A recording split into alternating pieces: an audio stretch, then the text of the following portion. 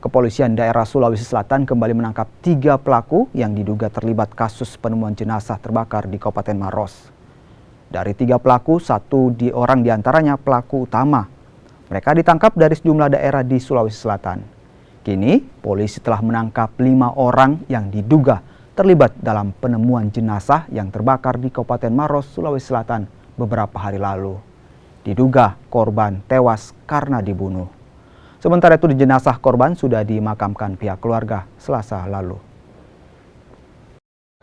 Penemuan mayat atau jenazah yang dibakar di Kecamatan Malawa, Kabupaten Maros, bisa saya sampaikan bahwa kasus ini telah ditangani oleh tim Krimum Polda Sulawesi Selatan, langsung dipimpin oleh Dirkrimum Polda Sulawesi Selatan.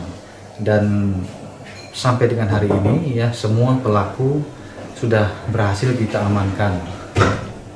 Kemarin saya sampaikan ada 2 pelaku yang diamankan. Kemudian hari ini ada pelaku utama yang sedang sudah kita ambil tadi pagi dalam perjalanan ke Makassar. Dan ini nanti akan membuka semua tabir daripada cerita ataupun motif daripada pembunuhan ini.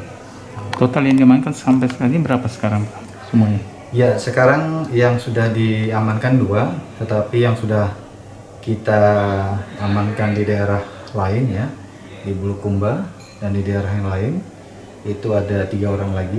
Ya, jadi nanti totalnya diperkirakan 5 yang terlibat dalam aksi pembunuhan ini.